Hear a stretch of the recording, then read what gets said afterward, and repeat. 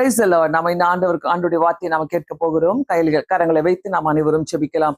பரலோக பிதாவே, இந்த வார்த்தைகள் உண்மை உள்ளவைகள். இந்த வார்த்தையின் மூலமாக எங்களோடு கூட பேசுங்க, எங்களை உடைங்க, எங்களை உருவாக்குங்க. ஆண்டவரே, என்னையும் மறைத்துக் கொள்ளுங்க. ஆவியானவரே, இயேசு கிறிஸ்துவின் நாமத்தினாலே வேண்டிக் கொள்கிறேன் பிதாவே, ஆமென். Praise the Lord. இந்த நாளில் நாம் ஆண்டுடைய வார்த்தையை நாம கேட்க போகிறோம். மனசுக்குள்ள அதாவது என்ன பேசணும்னு கேட்கும் போதே ஆண்டவர் சொன்ன சில காரியங்கள் ரொம்ப ரொம்ப நல்லா இருந்தது. நான் போட்டு நிறையாவே யோசிச்சுக்கிட்டே இருந்தேன். அதுல முக்கியமா யோசுவா பத்தி ஏதாவது பேசணும் எடுத்த உடனே அப்படின்ட்டு நான் ரொம்ப விரும்பினேன். அதே மாதிரி சில காரியங்களை நம்ம பேச போகிறோம். அதாவது வாழ்க்கையில பாத்தீங்கன்னா, ஒரு இடத்துல இருந்து இன்னொரு இடத்த மூவ் பண்றது, ஒரு move from here to their, அந்த மாதிரி ஒரு மூவ் பண்றோம் பாத்தீங்களா. உக்காந்துக்கிட்டே மூவ் பண்றது இல்ல, ஒரு இடத்துல இருந்து இன்னொரு இடத்துக்கு போறது, இன்னொரு இடத்துக்கு நம்ம கடந்து போறது, இன்னொரு வீட்டுக்கு நம்ம கடந்து போறது, இன்னொரு பெரிய சின்ன கடையில இருந்து பெரிய கடைக்கு மாறுறது, சின்ன பிசினஸ்ல இருந்து பெரிய பிசினஸ்க்கு மாறுது. இது எல்லாமே ஒரு அதாவது அடுத்த லெவல், அடுத்த கட்டம். அதை நம்ம யோசிக்கிறோம். இந்த மாதிரி ஆண்டவர் ஏன் வேதத்துல இவங்களெல்லாம் போ அப்படின்னார்? Any reason? உங்க வாழ்க்கையில கூட நிறைய முறை போன்னு சொல்லியிருக்கிறார்ல, என்ன பண்ணிருக்கிறீங்க? போ நிறைய முறை சொல்லுவார்ல, இங்க போ, அங்க போ, அங்க போ. என்ன பண்றீங்க? அப்போ நான் யோசிச்சுட்டு இருந்தேன், வேதத்துல யாருக்குமே ஆண்டவர் கொண்டு போயிட்டு விடல. என்ன கொண்டு போயிட்டு இருந்தா இங்க உட்காந்துக்கோ, எப்படி இப்போ என்ன சண்டே ஸ்கூல்ல கொண்டு போய் விட்ட மாதிரி அந்த மாதிரி எல்லாம் கிடையாது. ஸ்கூல்ல கொண்டு போய் சின்ன பிள்ளைங்களை விடுறீங்கல்ல, அப்படி கிடையாது. ஏன்னா ஆனா கர்த்தர் போன்னு சொன்னாருனாக்கா நம்ம என்ன பண்ணோம்? எப்போ போவீங்க? அதுக்குள்ள உடனே யோசித்துருவீங்க ஃபாரின் தான்ட்டு இல்ல. போ, ஒரு இடத்துக்கு போ, ஒரு கட்டத்துக்கு போ, இந்த லெவலுக்கு போ அப்படின்றாருல. நான் பைபிள்ல பாக்குறேன். எனக்கு பைபிள்ல நேத்து ஒரு பெரிய கேள்வி வந்துச்சு. ரொம்ப நேரம் உட்காந்து யோசிச்சுக்கிறேன், ரொம்ப நேரம் போட்டு நோண்டிட்டு இருக்கிறேன் பைபிள்ல இருந்து. ஆண்டவரே, என்னத்துக்கு இவங்க எல்லாரையும் நீங்க ஒரு இடத்துல இருந்து இன்னொரு இடத்துக்கு போ சொல்றீங்க? போறதுக்கு முன்னாடி சம திட்டங்களை கொடுக்குறாரு. ஒருத்தரை பத்தி நான் வாசிக்க ஆரம்பிச்சேன். ஈவன் ரூத்துக்குள்ள போயிட்டு வாசித்தேன். ரூத்ல போய் வாசித்தா அவங்க போவாஸ்க்காக வெயிட் பண்ணிட்டு இருக்கிறாங்க. அந்த இடத்துக்கு போறாங்க. நகோமி சொல்றாங்க, நீ இல்ல அங்க போ, அவன் இடத்துக்கு, அந்த இடத்துக்கு போ அப்படின்னோன்னா அவங்களுக்கு மறுவாழ்வு கிடைக்குது. சோ இப்படி பல காரியங்களை வேதத்துல நான் பார்க்கும் போது எனக்கு வித்தியாசமா இருந்தது. சோ சில நேரங்களில நம்ம என்ன பண்ணுவோம், இதே இடத்த நான் புடிச்சுக்கிட்டு இங்கேயேதான் உட்காந்துட்டு இருப்பேன்ட்டு உட்காந்துருப்போம் இல்ல. பிடிக்காது. ஒரு வீட்டை பிடிச்சோனாக்கா அந்த வீட்லயே தான் இருப்போம். ஒரு கடையை பிடிச்சோனாக்கா அந்த கடையிலே தான் இருப்போம். ஒரு உடஞ்சு போன வீட்டுல ஒரு பீரோ இருக்குதுனாக்கா அதே பீரோ தான் எனக்கு வேணும், அதை மாத்துறதுக்கு மனசே என் முன்னாடியே அது இருக்கணும் அப்படின்னு சொல்லிடுவோம். சில சில சில காரியங்கள்லாம் பாருங்க, உடஞ்சிருந்தா கூட அது வேணும், அதை மாத்துறதுக்கு அந்த மாத்துகிறதோ போறதோ அந்த ஒரு வித்தியாசம் இல்லாம நம்ம வாழ்ந்துட்டு போம். ஆனா வேதத்துல நான் பாக்குறேன், ஆண்டவர் எடுத்த டிசிஷன்ஸ்லாம் சூப்பரா இருக்குது. யோசுவாவை எனக்கு ரொம்ப பிடிக்கும் எப்பவுமே. ஐ சீம் ஒரு நல்ல யங் மேன். மோசே கூட இருந்து பயங்கரமா சைலண்டா இருந்து ஜெயிச்சவர். ஸோ அதுல பாத்தீங்கன்னாக்கா யோசுவா 1வது அதிகாரம் 4வது வசனத்துல அதை நான் படிக்க ஆரம்பிச்சோம். யோசுவா பத்தி ஃபர்ஸ்ட் ஆஃப் ஆல் இவருடைய நூனின் குமார் ஆகிய யோசுவான்னு போட்டிருக்கும்.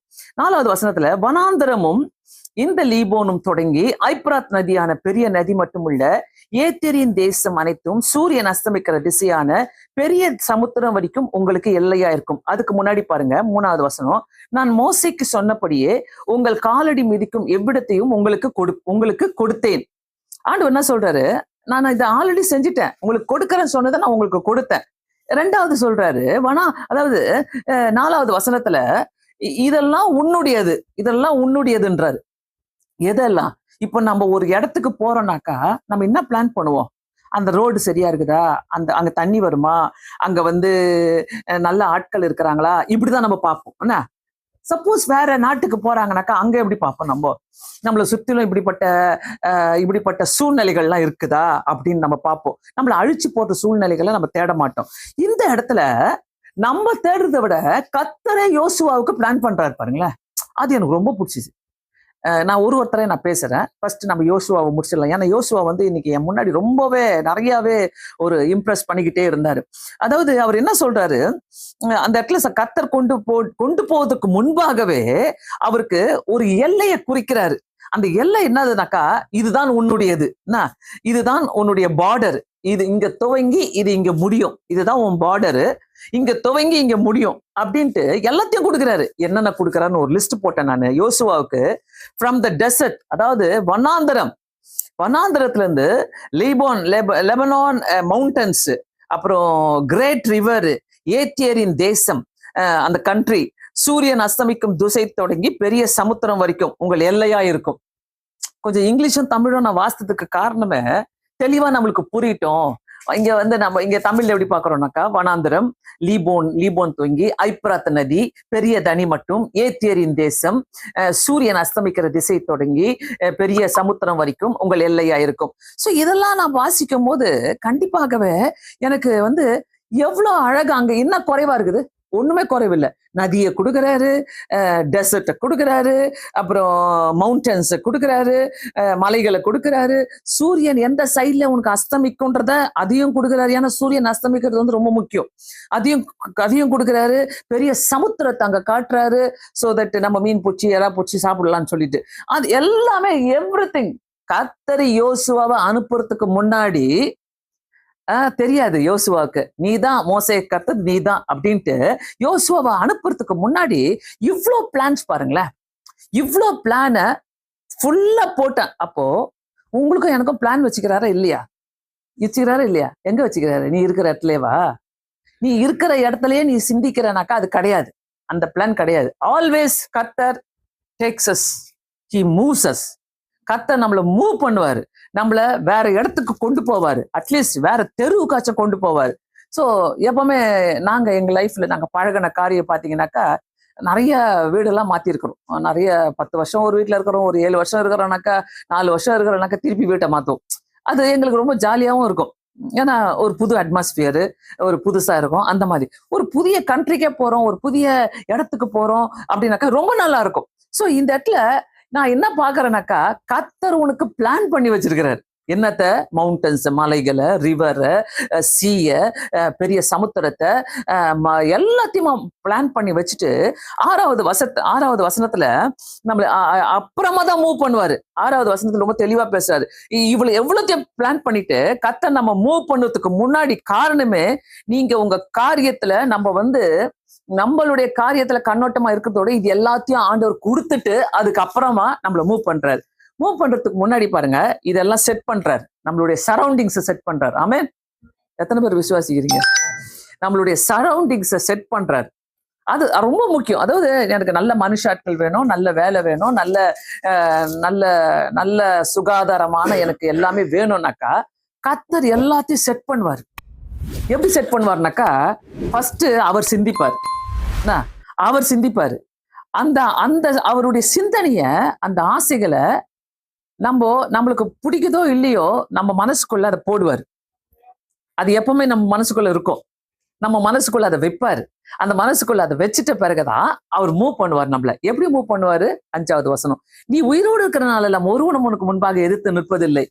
ஏன்னாக்கா உன்னை பெரிய இடத்துக்கு கொண்டு போறாரு.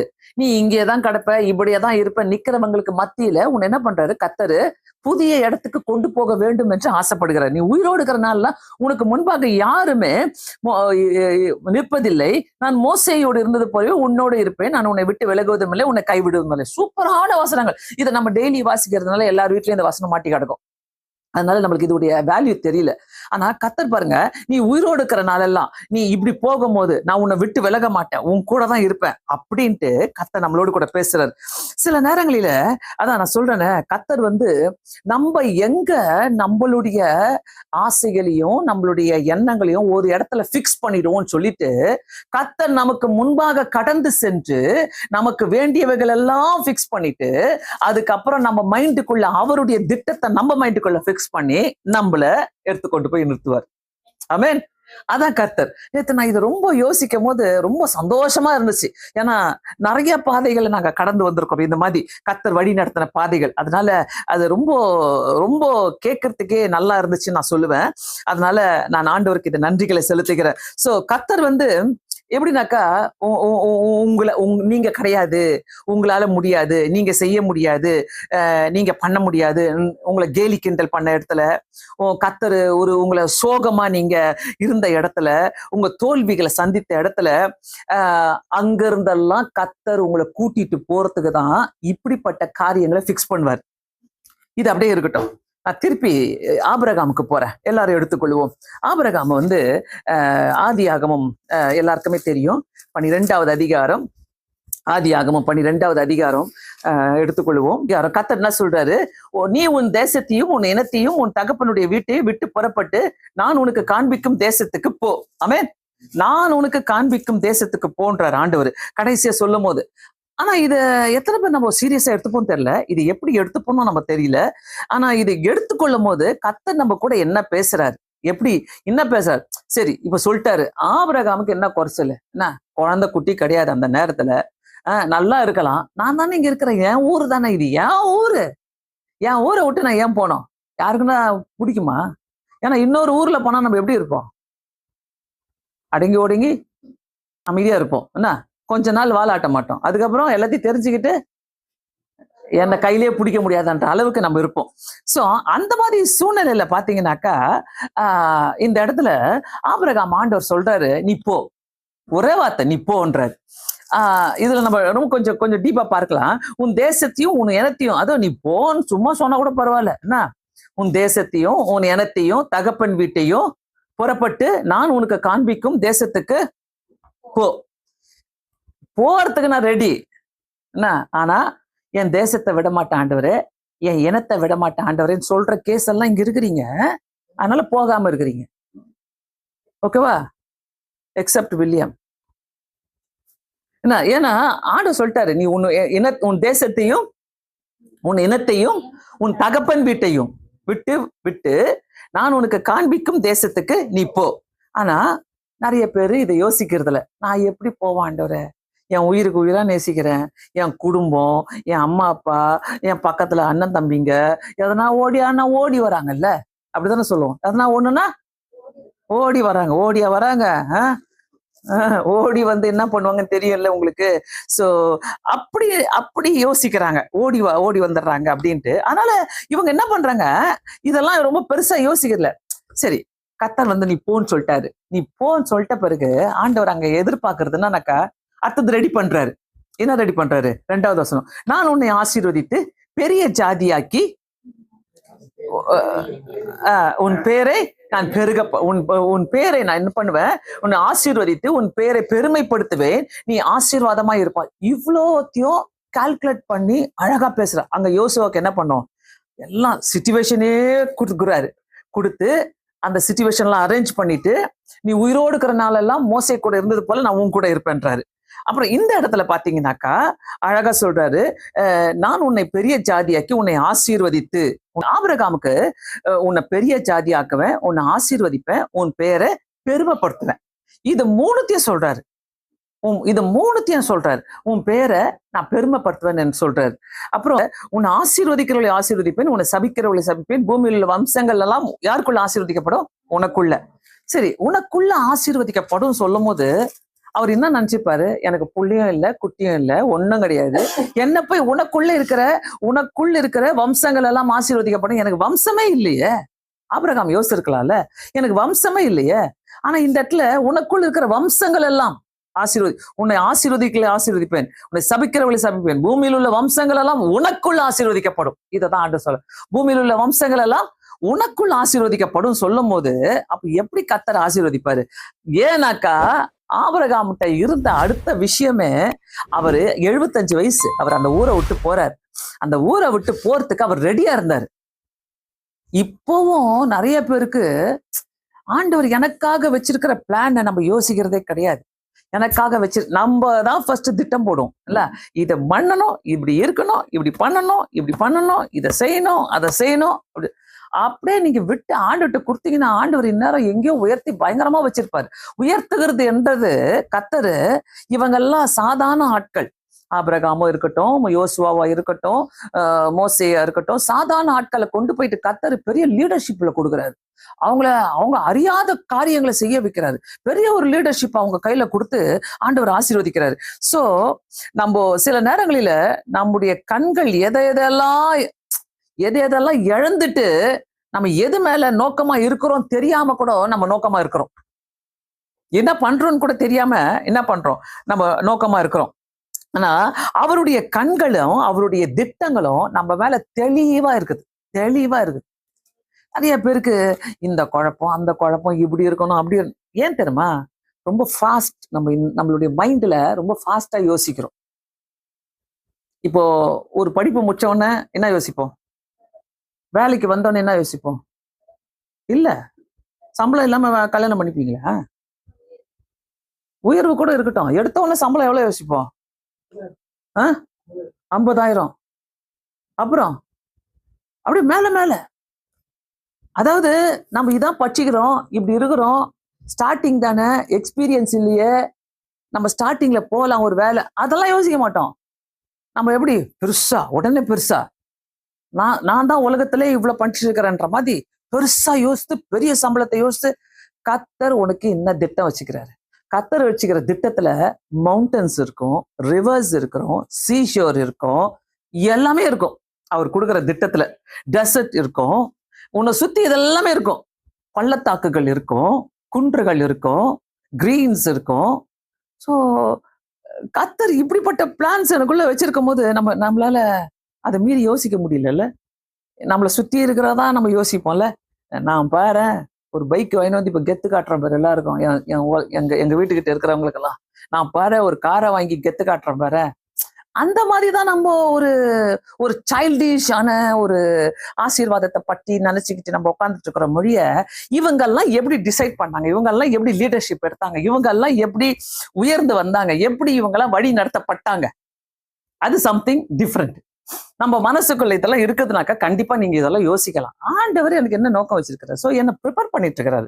என்னை ஒரு லீடர்ஷிப்புக்காக ப்ரிப்பேர் பண்ணி என்னை லீடரா உருவாக்கி உன்னை வழி நடத்தக்கூடிய அளவுக்கு கொண்டு போறாருனாக்கா, ஆபிரகாம் அப்படிதான் வழி நடத்தினாரு, யோசுவாவை அப்படிதான் வழி நடத்தினாரு. நான் இன்னும் மோசேக்கு வரேன். சோ இப்படிப்பட்டவங்களை வழி நடத்தும் போது கர்த்தர் எல்லா இடத்துலயுமே ஆண்டவர் பயங்கரமான காரியங்களை செஞ்சார். ஒரு நல்ல ஒரு வார்த்தை நான் இங்கிலீஷ்ல ரீட் பண்ணேன், அது வாசித்து காட்டுறேன். God does not give more to somebody.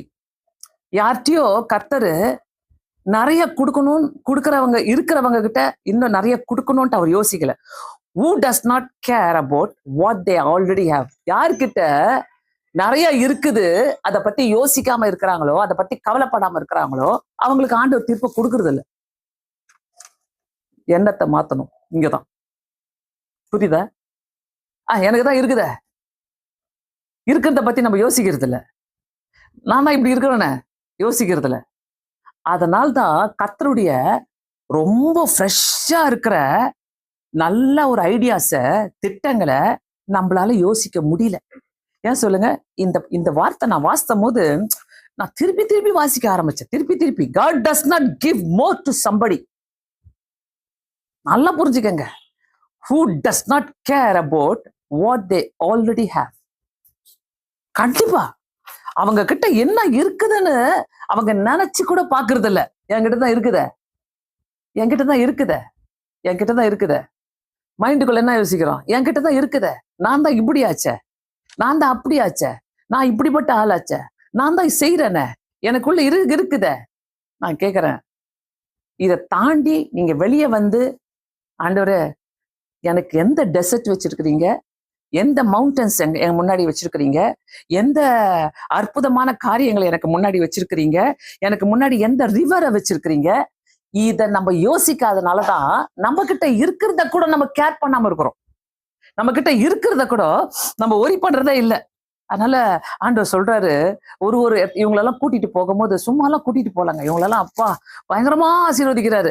அந்த தேசத்துல இருக்கிற அத்தனை ஆசீர்வாதத்தையும் இவங்களுக்கு கொடுக்குறாரு, வாங்கி கொடுக்குறாரு. இது உனக்குதான். நான் சொல்றேன், ஒருத்தர் கத்தரை ஆசீர்வதிக்கணும்னா நான் நினைக்கிறேன் ஆபிரகாமை போல, யோசுவாவை போல, மோசையை போல, ரூத்தை போல நம்ம கடந்து போகும்போது இப்படிப்பட்ட ரெஃப்ரெஷ் பண்ணி நம்மள புதிய ஆசீர்வாதங்களை தருகிற தேவனா இருக்கிற உருட்டுவோம் பாத்தீங்களா. சும்மா நான் என்ன உருட்டுவோம்னாக்கா, பேசின காரியத்தை உருட்டிட்டு இருப்போம் வீட்டுல. எத்தனை வருஷமா ஒரே காரியத்தை உருட்டிட்டு இருக்கிறீங்க? நம்ம போயிடலாம், நாங்க போறோம். இது இந்த இந்த மேட்ரு மட்டும் எத்தனை வருஷமா உருட்டிட்டு ஓட்டிட்டு இருக்கிறீங்க? ஒன்னும் தெரியாத மாதிரி பாக்குறீங்க இல்ல? எத்தனை வருஷமா இல்ல பேசிட்டு இருக்கிறோம். ஆனா ஏன் தெரியுமா, என்கிட்ட இருக்குது இல்ல, அதனால நான் யோசிக்கிறது இல்ல. நான் இத பத்தி நான் பெருசா பேசிக்கிறது இல்ல. அதை பத்தி நான் பெருசா நான் யோசிக்கிறது வேற. ஆனா கர்த்தர் உன்னை ப்ரொடெக்ஷனோடு, உன்னை ஃபுல் எல்லா ஆசீர்வாதத்தோடு, உன்னை ப்ராப்பரா உன்னை ஒரு இடத்துக்கு உயர்த்தணும்னு ஆசைப்படுறாரு. மூவ் பண்ணணும் இல்ல, உயர்த்தணும். சோ தட் நீ அங்க போயிட்டு யோசுவாவை போல ஒரு லீடர்ஷிப் கொடுப்ப, ஆபிரகாமை போல ஒரு லீடர்ஷிப் கொடுப்ப, மோசையை போல ஒரு லீடர்ஷிப் கொடுப்பேன்ட்டு கர்த்தருக்கு தெரியும். அதனால்தான் கர்த்தர் உயர்த்துவதற்கு காரணமே அதுதான். சோ அந்த எரேமியால ஒரு வசனம் இருக்கு பாத்தீங்களா, for I know the plans I have for you declares the lord, plans to prosper you and not to harm you, plans to give you a future. ஆண்டவர் சொல்ற, உனக்கு நான் ஒரு பெரிய திட்டத்தை வச்சிருக்கிறேன். அது உன்னை நாசம் போக்குறதுக்காக இல்ல, உன்னை உருவாக்குறதுக்காக தான் நான் இந்த திட்டங்களை வச்சிருக்கிறேன்னு சொல்றாரு. அதே மாதிரி யாத்திராகமும் எடுத்துக்கொள்ளுவோம். 3வது அதிகாரம் யாத்திராகமும் எடுத்துக்கிட்டீங்கன்னாக்கா அதுலயும் நல்ல ஒரு வார்த்தையை பார்க்கிறோம். 3வது அதிகாரம் 10வது வசனத்துல, நீ இஸ்ரவேல் புத்திரராகிய என் ஜனத்தை எகிப்து தேசத்திலிருந்து அழைத்து வரும்படி உன்னை பார்வோன் இடத்துக்கு அனுப்புவேன் வா என்றார். மோசே உடனே போயிட்டாரா? ஏன்னா மோசேக்கு அவர் குறைய பத்தி பேசிட்டு இருக்கிறாரு. அவருடைய என்கிட்ட தான் இருக்குத, நான் எதுக்கு போனோம் ஆண்டவரே, நான் இங்க இருந்த கெத்து காட்டிக்கிறேன், நான் இங்க இருந்த இப்படி இருந்துக்கிறேன் அப்படின்னு பேசி அவனுக்குள்ள நினைச்சிட்டு இருக்கிறாரு. மோசே அவருக்குள்ள நினைக்கிறாரு, உன்னை பார்வோன்னு இடத்துக்கு அனுப்பவேன்னு வா. டைரக்டா உன்னை கூப்பிட்டு ஒரு ராஜா கிட்ட அனுப்புறான்னா நீங்க போவீங்களா? அந்த இடத்துல பாத்தீங்கன்னாக்கா, அப்போது மோசே தேவனை நோக்கி, பார்வோன் இடத்துக்கு போகவும் இஸ்ரவேல் புத்திரரை எகிப்து தேசத்துல அழைத்து வர பண்ணுவோம், நான் எம்மாத்திரம், அதுக்கு நான் உன்னோடனே இருப்பேன். பேக்கேஜ் கொடுக்குறாரா? ஒருத்தருக்கும் ஆண்டவருடைய சித்தங்கள் இருந்தா அங்க ஒரு பேக்கேஜ் இருக்கும். அதை திடீர்னு ஆண்டவர் அதை உங்க தலைமையில போட மாட்டாரு, உங்களை ஆயத்தப்படுத்துவார். அவருடைய திட்டங்களை உங்க மைண்டுக்குள்ள போடுவாரு. அவருடைய நீங்க போற சரௌண்டிங்ஸ் உங்க மைண்டுக்குள்ள போடுவாரு. எல்லாத்தையும் போட்டு ஆண்டவர் என்ன பேசுறானா, அதற்கு நான் உன்னுடனே இருப்பேன், நீ ஜனத்தை எகிப்து தேசத்திலிருந்து வரவழைத்த பின்பு நீங்கள் இந்த மலையிலே தேவனுக்கு ஆராதனை செய்வீர்கள், நான் உன்னை அனுப்பினேன் என்பதற்கு இதுவே அடையாளம் காட்டாம கர்த்தர் யாரையுமே கொண்டு போறதே கிடையாது. அடையாளத்தோட தான் கொண்டு போவார். ஒரு அடையாளம் இருக்கும். சோ நான் போறேனாக்கா ஒரு நோக்கம் இருக்கும், ஒரு அடையாளம் இருக்கும். எனக்காக இல்ல, அம்மா அப்பாக்காக இல்ல, வைஃபுக்காக இல்ல, ஹஸ்பண்ட்காக இல்ல, பிள்ளைகளுக்காக இல்ல, ஆண்டவரே என்னை கொண்டு போறதுக்கு ஒரு நோக்கம் இருக்கும். அப்போ மோசே அங்க போறாருன்னா, மோசே கிட்ட என்ன சொல்றாரு ஆண்டவர்? அங்க 4வது அதிகாரத்தை நீங்க வாசிக்க ஆரம்பிச்சீங்கன்னா, உன் கையில் இருக்கிறது என்ன என்றார். அவன் சொல்றாரு, ஆண்டவரே நான் எப்படி போவேன்? எனக்கு செவி கொடுக்க மாட்டாங்க. 1வது வசனத்துல சொல்றாரு, எனக்கு செவி கொடுக்க மாட்டார்கள் ஆண்டவரே, நான் எப்படி போவேன்? அப்ப எப்படி போவேன்னு சொல்லும் போது ஆண்டவர் அந்த இடத்துல சொல்றாரு, கர்த்தர் உனக்கு தரிசனமாகவில்லையா என்று சொல்வார்கள். கர்த்தர் அவனை நோக்கி, உன் கையில இருக்கிறது என்ன என்றார். ஒரு கோல் என்றார். ஒரு கோல் தான். சோ கர்த்தர் ப்ரிப்பேர் பண்ணி அனுப்புறாரா? சோ மோசே கிட்ட கர்த்தர் கோலை கொடுக்கல. உன் கையில இருக்குது என்ன? ஒருத்தரையும் யோசிங்க. நான் ஆபிரகாமை பத்தி பேசுனேன், மோசையை பத்தி பேசினேன், இந்த இடத்துல மோசையை பத்தி பேசிட்டு இருக்கிறேன், யோசுவா பத்தி பேசினேன். சோ அவங்க கிட்ட இருக்கிறத காட்டுறாரு கர்த்தர். உங்ககிட்ட இருக்கிறதுனா ஒரு கோல். கர்த்தர் ப்ரிப்பேர் பண்றதுல பாத்தீங்கன்னாக்கா வித்தியாசமான நிலையில இருக்கும். ஒரு கோல் இருக்குது, அதை நீ போடு. அதுக்கப்புறம் நீங்க பாக்குறீங்க பல வித்தைகளை செய்யறாரு அந்த இடத்துல. அது கோலை போட்டவன பாம்பா மாறுது, அதை போய் பிடிச்சவன அது திரும்பி கோலா மாறுது, எல்லாமே மாறுது. இந்த இடத்துல 8வது வசனத்துல நான் வாசிக்க விரும்புறேன். அப்போது அவர் முந்தின அடையாளத்தை அவர்கள் கண்டு உன்னை நம்பாமல் உனக்கு செவி கொடாமல் போனால் பிந்தின அடையாளத்தை கண்டு நம்புவார்கள். அடையாளத்தை வச்சே கர்த்தர் அடிப்பார். நல்லா சொல்லி தர்றாரு பாருங்க. இந்த அடையாளம்லாம் நான் உனக்கு காட்டுவேன். இந்த அடையாளத்தை உனக்கு காட்டி நான் உன்னை கொண்டு போவேன் சொல்லும் போது ரொம்ப சூப்பரா இருக்குது பாருங்க அந்த இடத்துல. அப்புறம் அவர் சொல்றாரு, ஆண்டவரே எனக்கு நான் பயப்படுறேன். அதாவது 10வது வசனத்துல மோசேயை நோக்கி, ஆண்டவரே இதற்கு முன்னாவது தேவரீர் உமது அடியனோடு பேசினதற்கு பின்னாவது நான் வாக்கு வல்லன் அல்ல, நான் திக்குவாயும் மந்தனாவுமா இருக்கிறேன். திருப்பி என்ன சொல்றாரு? தான் கிட்ட இருக்கிறத சொல்றாரு. நம்ம நினைக்கிறதெல்லாம் நம்மளுடைய குறுகிய மனசு, குறுகிய எண்ணங்கள், குறுகிய சரௌண்டிங்ஸ், நம்மளுடைய குறுகிய திட்டங்கள், இதை வச்சுக்கிட்டு நம்ம யோசிக்கிறதுனாலதான் அங்க போயிட்டு பாருங்க, பேக் அண்ட் ஃபோர்த். உன்னை செலக்ட் பண்ணிட்டாருனாக்கா, கத்தர் உன்னை ஆசீர்வதிக்கணும்னு உன்னை எலெக்ட் பண்ணிட்டாருனாக்கா, செலக்ட் பண்ணிட்டாருனாக்கா, நீ என்ன எக்ஸ்கியூஸ் சொன்னாலும் அவர் கேட்க மாட்டாரு. கத்தருக்கு தெரியும். சோ அப்பொழுது கத்தர் அவனை நோக்கி, மனுஷனுக்கு வாயை உண்டாக்கினவன் யார்?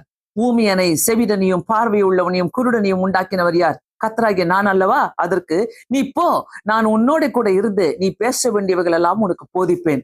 என்ன அழகான வசனம் பாருங்க. அதற்கு அவன், ஆண்டவரே நீ அனுப்ப சித்தமா இருக்கிற யாரையாகலும் அனுப்பும் என்றான். அப்பவும் அவர் கீழ்ப்படியில, அப்பவும் அவருக்கு தெரியல, தன்னுடைய வேல்யூ தெரியல. பிரியமானவர்களே, நிறைய இடங்களில நம்ம நினைக்கிற காரியங்கள் இதுதான். நம்ம, ஆண்டவரே எனக்கு தெரியல, நான் என்ன பண்ணுவேன், நான் இது மொத்தத்தையும் நிறைய பேசிட்டே போவேன். பவுல கத்தர் போன்றாரு, சீஷர்களை போன்றாரு, ஆண்டவரே வேற தேசங்களுக்கு போறாரு.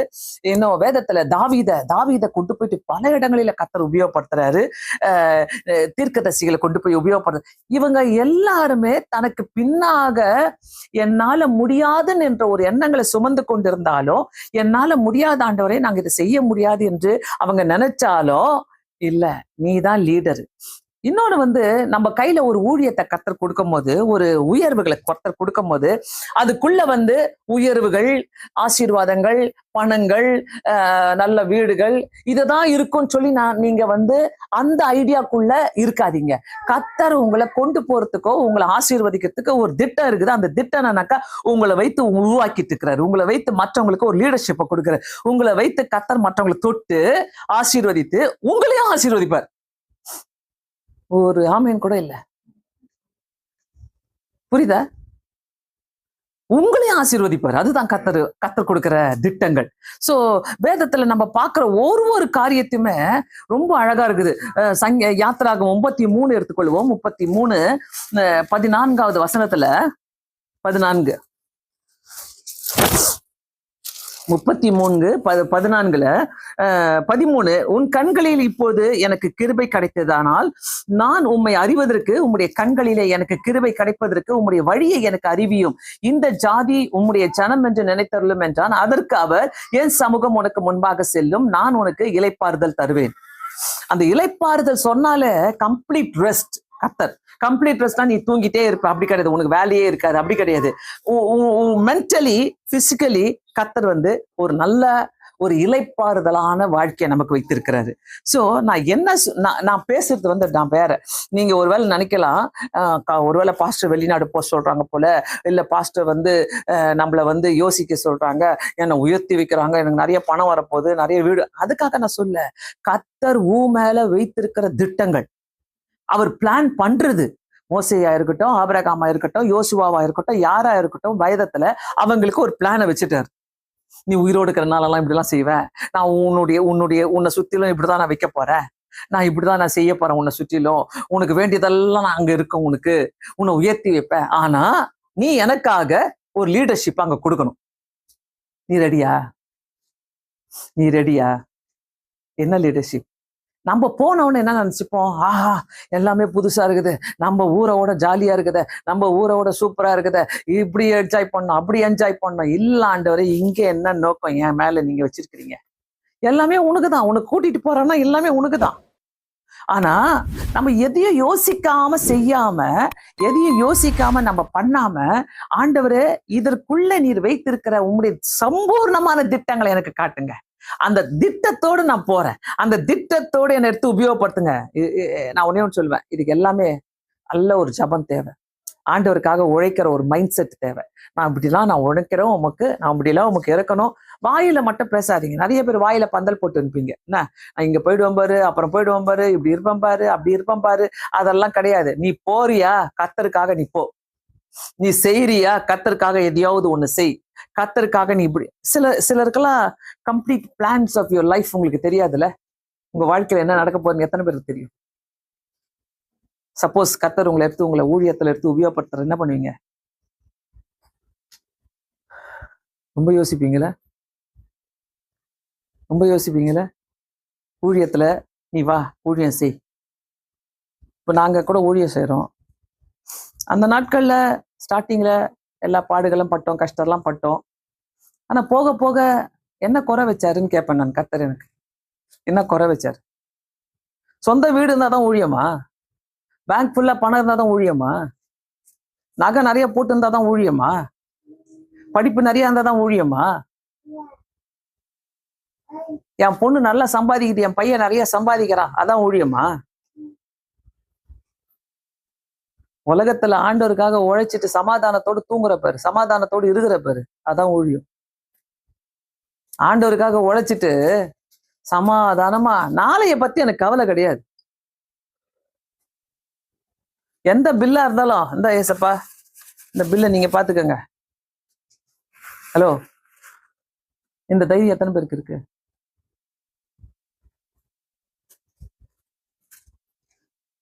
அந்த தைரியத்தோட நீங்க இருக்கிறீங்கனாக்கா, இங்கவே நான் உழைக்கணும் ஆண்டவரே, இங்கவே நான் சேர்த்து வைக்கணும் ஆண்டவரே, டிக்கெட்டுக்கு காசு வேணும் ஆண்டவரே, அப்புறம் அங்க போயிட்டு நான் வீடு எடுக்கணும் ஆண்டவரே, அங்க போயிட்டு நான் இப்படி இருக்கணும் ஆண்டவரே, உன் திட்டம் எதுவுமே வேலை செய்யாது.